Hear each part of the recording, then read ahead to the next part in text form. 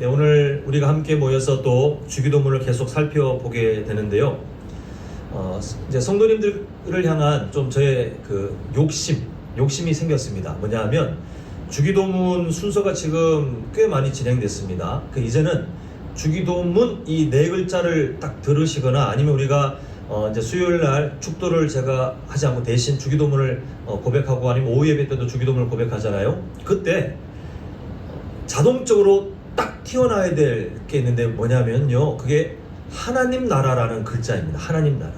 그 주기도문을 생각하면 하나님 나라라는 글자가 자동으로 머릿속에 다 연상되셔서 뭐 세세한 내용은 다 생각나지 않더라도 이 주기도문은 하나님 나라를 오해하고 있던 그 시대에 또 하나님 나라의 백성의 삶이 뭔지를 전혀 모르고 있던 그 이스라엘 사람들에게 예수님께서 제자들을 통하여 먼저 선보이신 하나님 나라는 이렇게 사는 거야, 하나님 나라의 백성은 이렇게 사는 거야 라고 알려주신 신앙교육의 핵심이구나, 이거를 주기도문을 마주할 때마다 자동으로 이제 막 생각나셨으면 하는 것이 저의 욕심입니다.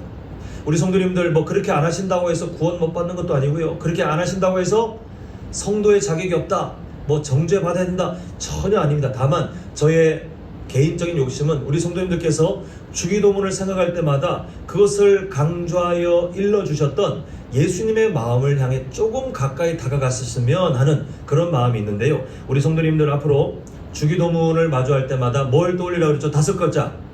하나님 나라. 네, 그 글자가 떠올리면 나머지 생각들도 아마 연결돼서 생각나실 텐데 우리가 계속해서 좀 살펴봤으면 좋겠습니다. 그래서 우리가 지난 시간을 짧게 한번 정리하자면 주기도문의 첫 단어가 뭐라 그랬죠? 예, 원래 한글 성경은 그게 아닌데 원래 이 원어 성경은 뭐로 시작한다 그랬죠? 파테르라고 하는 아버지인데 좀 더 의미를 따지면 아빠.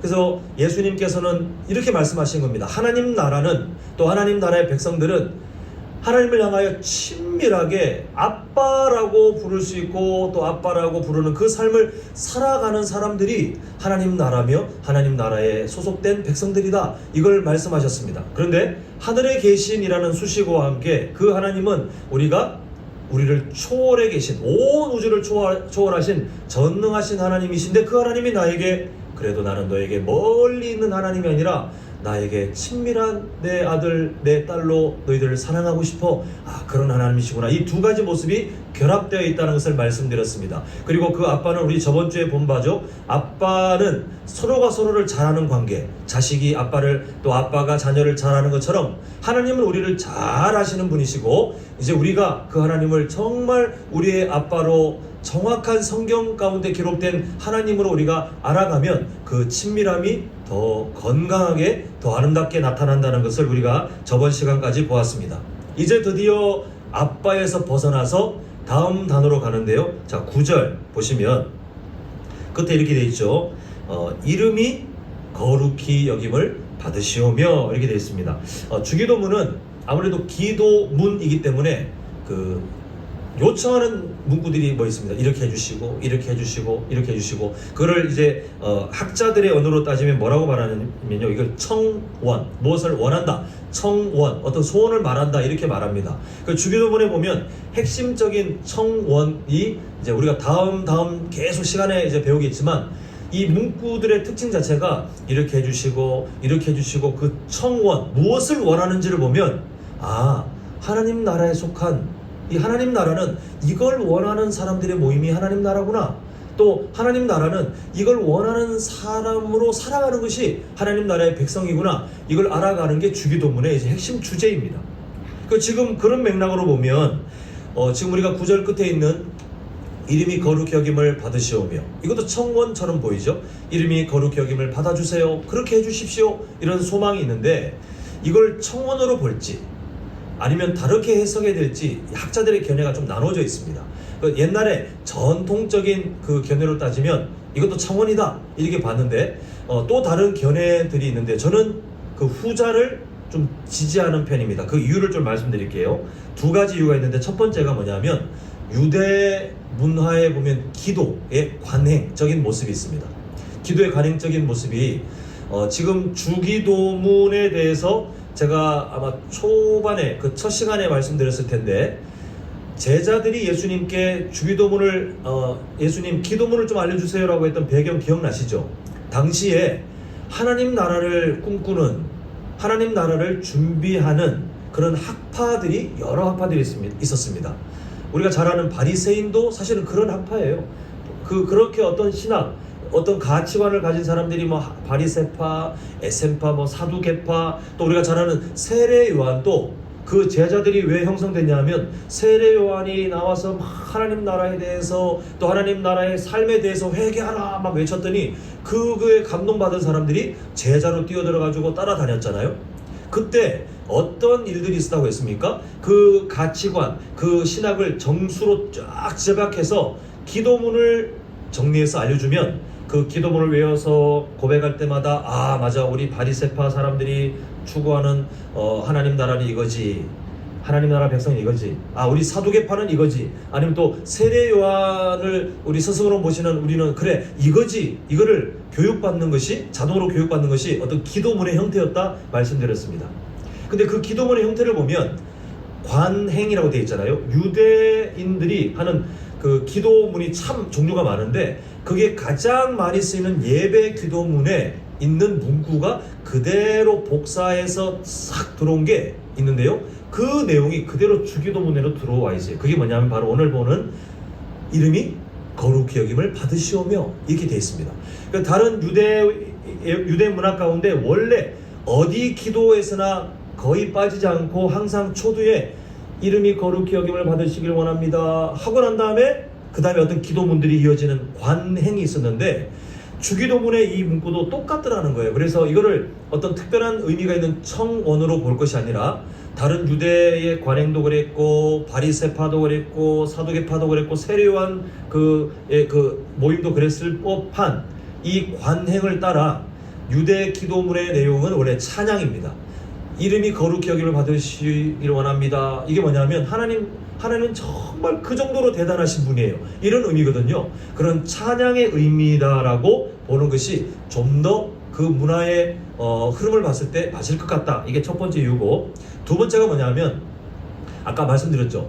주기도문 하면 다섯 글자 뭐가 먼저 생각나셔야 된다고요? 하나님 나라.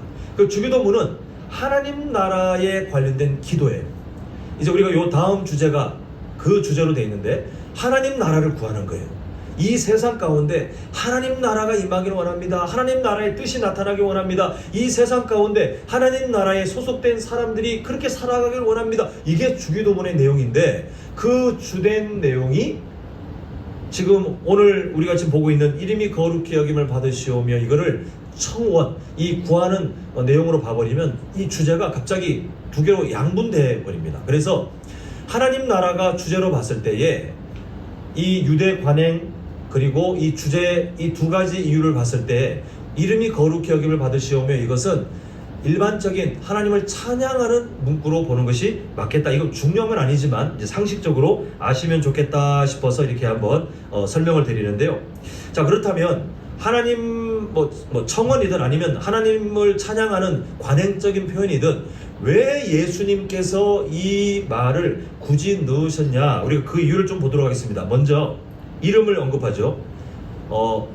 문장을 보면 하나님의 이름이 거룩히 여김을 받으시기를 원합니다. 이제 이런 말일 겁니다. 근데 이름은 제가 종종 말씀드렸지만 우리나라도 누군가의 이름을 중요하게 생각하잖아요. 그런데 유대인들은 좀 더 의미가 더 강합니다. 더 집요하게 뭔가 중요한 의미를 찾는데 누군가의 이름을 부를 때 그 이름을 어디까지 확장하냐면 그 사람 자체 아니면 어떤 존재 자체 아니면 어떤 존재의 그 존재를 인정하는 어떤 됨됨이 이런 의미까지 막 이렇게 확장되어 있어요. 결국 이 이름이 거룩히 여김을 받으시기를 원합니다. 이 말은 그냥 우리 한국적인 의미로 문화로 해석해가지고 하나님의 이름 거룩해지세요? 이게 아니라 하나님의 이름을 언급하는 순간 그냥 하나님 그 자체를 부르는 거예요. 하나님 당신 자체가 거룩하게 하나님이 하나님답게 여김을 받으시기를 원합니다. 정말 하나님 그렇게 예배 받으시고 존중 받으시고 찬양 받으시길 원합니다 라고 그 하나님을 초월되신 하나님을 인정하며 찬양하는 것이 그 이름의 의미더라는 것입니다. 그렇게 하나님을 향하여 온전한 예배의 의미를 가지면서 거룩히 여김을 받으시오며 라고 말하고 있는데요. 우리 성도님들, 만약에 어린 손주가 와서 할아버지, 할머니, 아니면 그 어떤 어린아이가 뭐 장로님, 권사님, 집사님, 거룩이 뭐예요? 라고 하면 뭐라고 설명하실 것 같습니까? 우리가 거룩하면 뭘 떠올리냐면요, 어떤 거룩한 어떤 생각, 아니면 어떤 거룩, 이게 뭔가 분명하게 설명은 못하겠지만 어떤 거룩해 보이는 말, 어떤 거룩해 보이는 행동, 이런 것들을 우리가 먼저 떠올려요. 이걸 뭐라고 제가 한번 정리해 보고 싶냐면 윤리적인 것.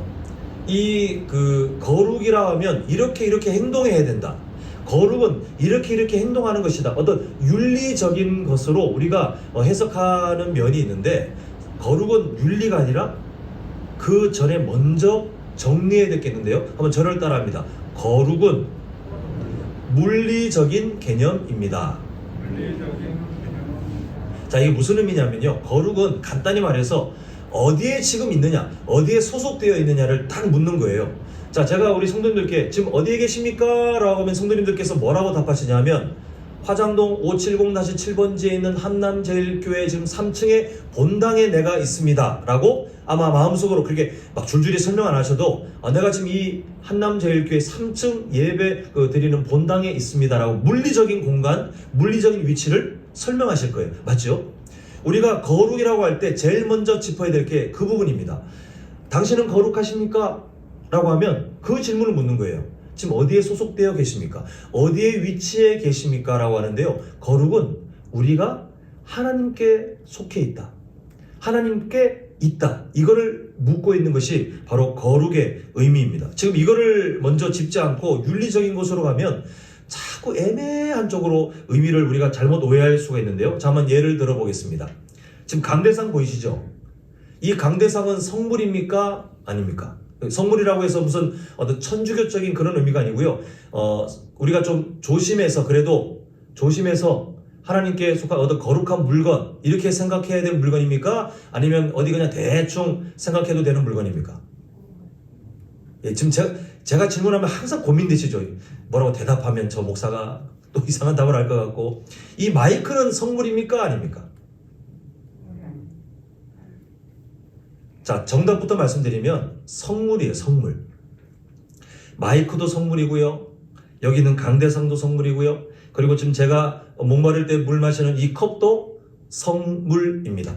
이게 왜 성물이라고 해서 막 떠받드지는 않잖아요. 근데 왜 거룩한 물건으로 우리가 조심하고 또 청결하게 사용해야 되고, 우리가 그것을 함부로 세속적으로 우리가 이 물건을 사용하면 안 되는 이유가 뭐냐면, 자, 물리적인 개념을 정하시면 됩니다. 이게 누구에게 속해 있습니까? 네, 하나님께 속해 있기 때문에 그래서 거룩한 물건이에요. 이 강대상이 거룩한 물건이니까 이 강대상에서 세상적인 뭔가를 하면 안 됩니다. 강대상이, 이 마이크가 거룩한 물건이기 때문에 이 마이크를 어딘 세상적인 뭐 노래하거나 이게 뭐 쾌락을 즐기는 그런 곳에 마이크 성능이 좋으니까 잘 쓰고 갖다 주세요, 절대 빌려줄 수 없는 거예요. 하나님이 기뻐하시는 일에만 쓰는 겁니다. 이 컵 있는데 이 컵이 괜찮다고 해서 뭐 술 마시는 사람한테 잠시 빌려줄 수 있느냐? 아니, 천만의 말씀이에요. 거룩한 물건이라 그렇게 사용되면 안 되는 거예요. 강대상 그 자체가 엄청난 능력이, 막 신령한 능력이 나와서 여기에 누가 가까이 가든 마음의 위로가 있고 갑자기 하나님의 음성이 들리고 이 마이크가 엄청난 능력이 있어서 누가 말하든 사람의 심령을 울리는 그런 신비로운 음성으로 바뀌느냐? 아니요. 지금도 이 강화 유리로 만들어진 이 강대상은 어쩌면 예수님 안 믿는 사람이 강화 유리를 딱 제작해가지고 공장에서 만들어 교회로 팔지도 몰라요. 지금도 이 마이크 회사는 지금 이 시간에도 공장에서 이 마이크 부품을 찍어내서 다른 곳에 팔아 넘기고 있습니다. 똑같은 모델이에요. 다만 그 물건들과 다른 이유가 뭐냐면 어디에 소속되어 있느냐. 이 강대상이, 이 마이크가, 눈에 보이는 우리가 교회에서 사용하는 이 모든 뭔가가 함부로 세속적으로 절대 사용되지 말아야 될 이유는 하나님께 속해 있기 때문에 우리는 최대한 청결하게 또 최대한 아껴서 우리가 잘 관리해야 되더라는 것입니다. 결국 이 거룩은 물건뿐만 아니라 우리의 삶도 그대로 마찬가지로 적용돼야 돼요. 자, 거룩하면 항상 어떻게 해야 되지? 목소리는 거룩한 표정을 상상하고 거룩한 옷차림을 상상하고 거룩한 어떤 행동 거지를 상상하는 순간 우리는 어떤 잘못된 종교적인 행위를 자꾸 추구하는 것이 거룩인 것처럼 오해하기 좋은데 그게 틀린 건 아닙니다만 먼저 출발이 물리적인 개념, 내가 하나님께 속해 있고 내 삶이 하나님 안에 있고 내가 그곳에서 살아가고 있다는 이 물리적인 개념을 이해해야 그 다음에 윤리적인 것들이 정확하게 해석되는 것이 바로 이 거룩에 대한 바른 이해입니다. 그래서 우리는 살아갈 때 오늘 하나님의 이름, 그 이름이 거룩히 여김을 받으시길 원합니다 라고 하는 그 찬양의 말을 할 때 그저 하나님께 듣기 좋은 말로 하나님 거룩함 받으십시오 이렇게 말한다고 되는 것이 아니에요. 그 거룩을 논하는 우리의 삶이 먼저 하나님께 속해진 사람이 아니라면 우리가 지금 보고 있는 이름이 거룩히 여김을 받으시길 바랍니다. 하나님 그렇게 찬양 받으십시오. 하나님 그렇게 존중 받으십시오. 하나님 그렇게 예배합니다 라고 하는 말이 다 가짜예요. 다 가식적인 것이 됩니다. 우리의 소속이 정확히 하나님께 있고 우리가 하나님 안에 살아가고 있는 거룩한 삶이 되어야 이 주기도문 이 문구 별로 몇 글자 안 되겠지만 우리 이따 또 예배 마치고 이 문구를 말할 때에 우리의 삶이 거룩한 하나님께 속한 사람이 아니라면 우리는 하나님을 기만하는 사람이 돼요. 우리는 하나님께서 내가 거룩하니 너희도 거룩하라 할 때 그 거룩은 제일 먼저 떠올리셔야 될 게 물리적인 개념, 내가 지금 하나님께 속해 있다는, 소속되어 있다는 것, 그리고 내 삶이 하나님 안에서 살아가고 있다는 이걸 먼저 삶에서 해결하셔야 우리의 거룩이 풀리는데요. 이 주기도문의 문구도 마찬가지라는 겁니다. 그래서 지금 우리는 이름이 거룩히 여김을 받으시오며 이 문구를 앞으로 고백할 때마다 어떤 것을 나중에라도 아니면 순식간에라도 딱 생각하셔야 되냐면 그래 내가 예수님의 십자가 보혈 때문에 그 은혜 때문에 감히 하나님께 소속된 사람이 될 수 있었고 내가 감히 하나님 안에 살아갈 수 있는 큰 은혜를 누리고 있고 내가 그래서 지금 거룩한 삶을 배워가고 또 그 거룩을 살아가는 은혜를 누리고 있구나. 우리가 그 의미, 거룩의 의미를 이 이름이 거룩히 여김을 받으시오며에서 우리가 찾아내줘야 진짜 거룩을 우리가 더 폭넓게 배우는 사람이 될 수 있다는 사실입니다. 이렇게 거룩에 대한 물리적인 개념을 이해하고 나면 그 다음에 이 거룩과 관련된 이제 실제적인 삶의 적용들, 이제 윤리적인 개념들이 이제 하나하나 우리는 찾아내는 것이 쉽게 됩니다. 이 사실을 알면요, 우리는 거룩한 생각을 고민하게 돼요. 우리가 하나님께 속해 있다는 물리적인 개념을 이해하면 우리의 언어, 거룩한 언어에 대해서 우리는 배우려고 합니다. 그리고 거룩한 행동들, 거룩한 선택을 우리는 삶 가운데 사모하며 살아갈 수 있게 돼요. 우리 성도님들께서 이 주기도문에 있는 거룩뿐만 아니라 다 마찬가지입니다만 하나님께서 우리에게 거룩을 요구하시잖아요. 거룩을 우리에게 양해를 구하거나 아니면 거룩을 권면하시는 것이 아니라 명령으로 내가 거룩하니 너희도 거룩하라라고 아주 분명한 명령으로 요구하시는 이유는 간단해요. 우리가 이미 예수님의 십자가 사랑 때문에 하나님께 소속되어 있기 때문에 그 소속된 사람으로 살아가야 함으로 우리에게 거룩을 가르치고 있는 것을 보게 됩니다. 자, 그런데 우리가 하나 더 그 거룩의 모습들을 좀 더 확장해서 생각해 볼 필요가 있겠는데요. 지금 예수님께서 주기도문을 알려주신 이유는 하나님 나라는 이렇게 살아가는 거야. 하나님 나라에 소속된 사람은, 하나님 나라의 백성들은 이렇게 사는 거야 라고 알려주시는 신앙의 교육이라고 하지 않았습니까?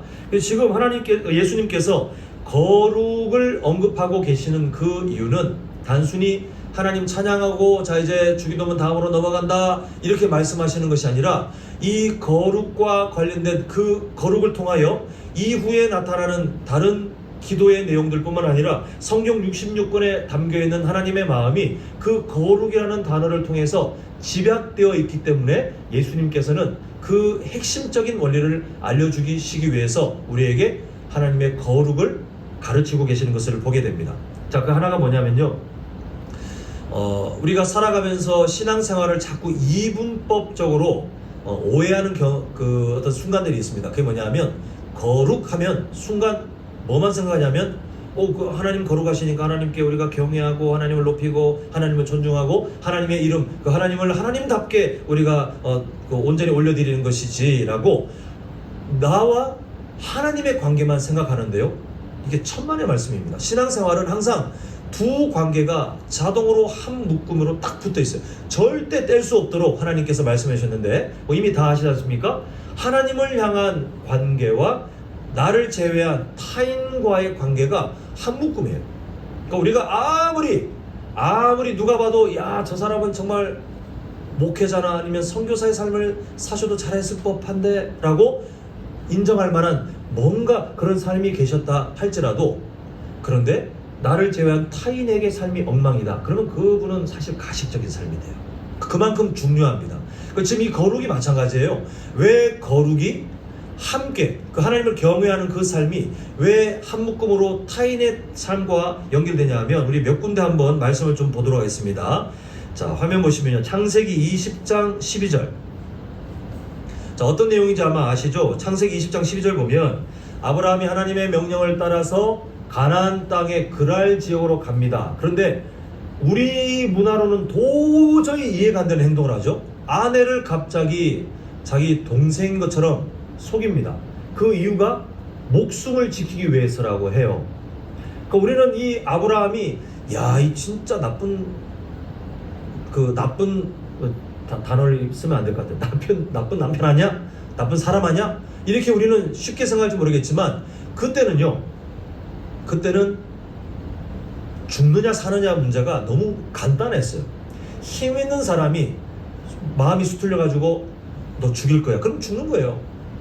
근데 지금 아브라함은 어떤 인생입니까? 하나님께서 너의 본토 친척 아비집을 떠나라. 가장 안전한 곳인데 거기서 살면 내 목이 달아날 일이 없는데 이제는 떠돌이. 그래서 힘 있는 사람을 만나면 이제는 죽을까? 내가 안 죽을까? 이걸 고민해야 되는 그런 생존의 문제가 놓여지는 삶을 살다가 그랄 땅에 왔는데 이 아브라함이 왜 그런 생각을 했냐 하면 그 지역은 하나님의 거룩을 모르는 땅입니다. 하나님을 경외하지 않는 땅이에요. 근데 하나님을 경외하지 않는 곳은 한 묶음이라고 그랬잖아요. 하나님을 경외하지 않는 곳은 나를 제외한 타인에 대한 존중도 없어요. 그러다 보니 저 여인이 마음에 드는데 남편이 있다고? 그럼 남편 죽여. 이런 문화가 아무렇지 않았던 땅이었어요. 그러다 보니 아브라함은 자기가 살기 위해서 그런 궁여지책의 방법을 찾았습니다. 그게 바로 12절이죠. 또 그는 정말로 나의 이복누이로서 내 아내가 되었음이니라. 나중에 변명하기를 속인 것이라고 하자니 이것도 또 자기가 죽을 것 같으니까 사실은 이런 관계가 그런 혈연 관계가 있기 때문에 이게 또 다 거짓말은 아니었습니다 하면서 굽신거리고 있는 참 연약한 모습이에요. 자, 결국 뭐냐 하면 하나님의 거룩을 모르는 땅은 다른 사람에 대한 존중이 없어요. 자, 우리 한 군데 더 보겠습니다. 창세기 42장 18절인데요. 이번에는 총리가 된 요셉이 자신의 정체를 숨기고 그 형들을 테스트하는 그런 과정 속에 있는데 그 형들이 요셉이 뭔가 요구할 때 그 형들이 막 덜덜 떨면서 말을 할 때 이렇게 말합니다. 요셉이 그들에게 이르되 나는 하나님을 경외하노니 너희는 이같이 하여 생명을 보존하라. 지금 뭐라고 말하냐면요, 결국 생명을 보존하라. 너희들 안 죽어. 생명 보존할 수 있어. 근데 그 이유가 앞에 뭐라고 되어 있습니까? 누구를 경외해요? 내가 하나님을 경외하는 사람이기 때문에 너희들 생명 보존한다. 걱정하지 마. 이렇게 안심시키고 있는 것을 보게 됩니다. 그게 사실이었죠. 지금 요셉이 하는 그 말, 하나님을 경외하는 사람은 다른 사람의 생명을 존중합니다. 다른 사람을 하나님의 그 통치 원리에 따라서 사랑으로 대하는 그 삶을 살아가요. 자, 우리 한 군데 더 봅니다. 마지막인데요. 출애굽기 1장 17절. 자, 우리 한번 같이 읽어보겠습니다. 시작. 그러나 산파들이 하나님을 두려워하려 애굽 왕의 명령을 듣고 남자 아이들은 살리니라. 자, 어떤 상황인지 아시죠? 하나님께서 이스라엘 백성들을 정말 큰 민족으로 만들어 주셨는데 그렇다고 해서 그들이 떵떵거리며 살게 되는 것이 아니라 애굽 사람들의 악한 생각에 의해서 우리보다 더 많아? 언젠가 쿠데타 일으키면 우리 다 죽겠는데? 이런 일어나지도 않을 일을, 물론 왜 걱정하냐 하면 애굽 사람들이 걱정하는 이유는 타당합니다. 그 세상이 그러했어요. 그 세상의 흐름이 그러했습니다. 그러다 보니 이 애굽 사람들이 나중에 세운 통치 방법은 강경체, 아주 탄압하는 방식을 통해서 이스라엘 백성들을 아예 노예로 삼아 겁을 주고 생명을 주관하는 것처럼 아예 그냥 우리가 그 요즘 젊은 사람들이 잘 쓰는 가스라이팅이라는 말처럼 아예 그렇게 길들이는 거예요. 근데 그래도 하나님의 은혜 가운데 사람들이 막 불어나니까 히브리 산파들에게 이 애굽의 통치자가 명령하기를 남자아이가 태어나면 죽여라. 남자아이만 죽이라는 이유는 노동력이 필요한데 여성들은 어차피 전쟁에도 불리하니까 남자아이들 죽이면 괜찮겠지라고 했을 그때의 산파들의 행동이 보니까 자기가 죽을 수 있어요. 자신의 생명도 달아날 수 있는 위험인데 남자아이들을 살렸던 이유가 뭐라고 됐습니까? 하나님을 두려워하여. 하나님의 거룩을 알았기 때문에 그 거룩에 마땅한 반응으로 이 히브리 산파들은 하나님을 경외했습니다. 하나님을 두려워했어요. 그래서 하나님께서 안 기뻐하시는 일을 하지 않겠다 결단하고 설령 자기가 죽더라도 이 남자아이들을 살리는 것을 보게 됩니다. 이렇듯이 거룩이 있는 곳은 타인의 생명에 대한 존중도 있지만 거룩이 없는 곳은 그 타인에 대한 존중이 전혀 없어요. 우리가 주일마다 지금 사무엘상 특히 사울 왕과 다윗의 삶이 비교되면서 나타나는데 우리가 얼마 전에 보았잖아요. 하나님의 거룩을 아는 다윗은 자기의 코가 석자인데도 다른 연약한 사람들을 품어줬습니다. 또 다른 사람들을 위로했습니다. 또 다른 사람들을 구원해줬습니다. 근데 사울 왕은 하나님을 향한 거룩에 대한 마음이 전혀 없었기 때문에 제사장들도 다 죽이려고 하고 또 자기에게 협조하지 않는 지역 사람들도 죽이려고 하는 아주 포악한 사람이 되었는데요. 이게 바로 예수님께서 주기도문 가운데 담아놓으신 거룩의 의미예요. 나중에 우리가 주기도문 보면 아시겠지만 그저 하나님만 하는 게 아니라 다른 사람에 대한 우리의 태도에 대한 기도도 있는데 그 기도가 왜 가능하냐 하면 왜 그게 우리의 삶의 핵심이 되냐 하면 하나님을 향한 거룩을 배우면 우리는 자연스럽게 타인을 존중하게 되어 있어요. 그 타인이 나에게 이익이 되지 않아도 그 타인이 나에게 손해를 끼쳐도 예수님이 나에게 하셨던 그 사랑의 모습처럼 그 사람을 용서하게 되고요. 그 사람을 섬기게 되고 이게 어디에서 출발합니까? 우리가 막 억지로 쥐어짜듯이 내 마음은 전혀 없지만 쥐어짜듯이 그렇게 하는 것이 아니라 하나님의 거룩을 이해하고 그 거룩에 내가 동참하며 그 하나님을 온전하게 경외하면 우리가 보았던 한 신뢰 다윗이 그랬던 것처럼 우리도 가정에서 또 교회에서 다른 사람을 용서하고 사랑하고 위로하고 섬기는 것이 가능하다는 것입니다. 이게 반대도 돼요. 우리가 아무리 와서 이렇게 주일날, 수요일날 새벽 예배마다 예배를 드리시고 기도하신다 한들 잘 생각해 보세요. 다른 사람에 대해서 미운 마음이 있고 다른 사람을 거북하게 생각하고 다른 사람을 돕는 것이 불편하고 이런 마음이 어떤 요소가 있다면 죄송하지만 거룩의 삶에서 지금 무너져 계신 것이 될 수 있습니다. 그런 분들이 아직 계시겠지만 반대로 생각하면 그럴 수 있으므로 우리는 하나님의 거룩을 향하여 달려가면서 내 삶을 어떻게 측정하냐면요, 타인을 대하는 내 태도를 통해서 내가 지금 하나님 앞에 거룩한 삶을 사는지 아닌지를 우리가 동시에 판단할 수 있는데 우리 성도님들 모두가 그 거룩에 동참하는 그런 복된 삶이 되시길 간절히 소망합니다. 이제 말씀을 맺겠습니다. 예수님께서 우리에게 그 이름이 거룩히 여김을 받으시오며 그 하나님의 거룩을 인정하고 그 거룩에 동참하기를 바라시는 그 의미가 뭐냐 하면 이 세상 가운데 하나님 나라를 꿈꾸는 사람들은 달라야 된다는 의미예요. 하나님 나라의 백성들은 이 세상 속에 살고 있지만 분명히 다르게 살아야 된다는 사명이 있기 때문에 우리를 그 삶으로 초청하시기 위해서 이 말씀을 주시는 것을 보게 됩니다. 아까 전에 보았던 아브라함의 예도 그랬죠. 요셉의 예도 그랬죠. 또 출애굽의 예도 그랬죠. 또 다윗과 사울 왕의 예도 다 마찬가지 아닙니까? 한번 상상해 보십시오. 하나님의 거룩이 없는 가정, 하나님의 거룩이 없는 지역, 하나님의 거룩이 무너진 민족, 하나님의 거룩이 무너진 시대는 타인을 대하는 태도가 냉혹하고 차가워요. 점점 생명을 경시하고요. 점점 사람들과의 그 관계도 메말라 가는 특징들이 있습니다.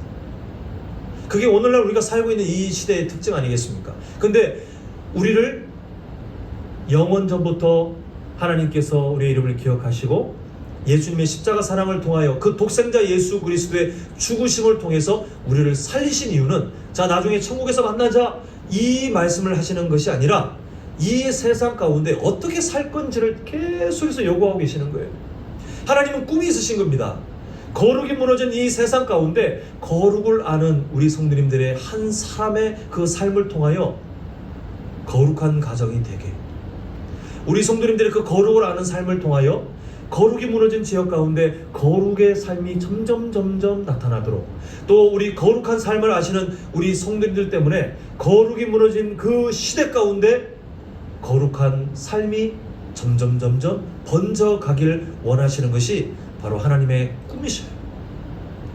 결국 우리는 오늘 말씀 처음에 제가 서로 뭐라고 인사하자 그랬죠? 하나님의 희망이십니다라고 우리가 인사하는 이유가 하나님께서 희망을 갖고 계세요. 이 세상은 죄로 가득하여 하나님을 향한 거룩을 전혀 이해하지 못하고 점점 냉혹하고 포악하며 생명을 가볍게 여기는 세상으로 점점 바뀔지는 모르겠지만 그럼에도 하나님께서는 내가 너를 통해 나의 거룩을 나타내고 싶다. 내가 너를 통해 너의 거룩을 통하여 타인을 대하는 친절함과 사랑과 섬김이 너의 가정과 네가 있는 교회와 네가 다니는 직장과 사업장에 또 이웃들에게 지역들에게 이 시대 가운데 너를 통해 나의 꿈이 실현되길 바란다. 이게 바로 하나님의 간절한 소망이신데요. 우리 성도님들 오늘 예배 끝나고 돌아가시면 가정이 그 일을 이루는 첫 사명지이길 간절히 소망합니다. 절대로 세속적인 마음을 따라 살지 마십시오. 절대로 거룩이 무너진 세상 사람들처럼 그렇게 가족들을 만나지 마셨으면 좋겠어요. 그리고 거룩이 무너진 그 가치관을 따라 교우들을 대하지 마십시오. 거룩이 무너진 이 세상의 그 손익 계산 방법을 따라 세상 사람들을 대해서 나에게 이익이 되면 친하고 나에게 이익이 되지 않으면 어디든지 버릴 수 있다고 생각하는 그런 사람들이 되지 말아 주십시오. 그러면 우리는 사울 왕과 다를 바가 없어요. 우리는 절대로 그렇게 살면 우리의 삶 가운데 거룩을 나타낼 수가 없습니다. 우리를 향하신 하나님의 꿈을 꼭 기억하셔서 우리는 연약하지만 그러나 하나님께서는 그 꿈을 이해하시는 그 꿈에 동참하기를 소망하는 우리 성도님들 한 분 한 분이 계시면 하나님께서 능히 우리 성도님들의 삶을 통하여 가정에, 교회에, 직장과 사업장에 또 우리 성도님들이 살아가는 그 지역과 시대 가운데 하나님이 꿈꾸시는 그 거룩의 삶, 또 다른 사람을 대할 때에 존중과 섬김과 사랑과 용서가 있는 그 귀한 삶을, 마치 예수님과 같은 그 아름다운 삶을 하나님께서 친히 가르치시며 인도해 가실 줄 믿습니다. 우리 모두가 주기도문을 통하여 그 아름다운 삶을 함께 꿈꾸고 또한 그 삶을 직접 살아가시는 믿음의 승리자들 되시기를 간절히 소망합니다.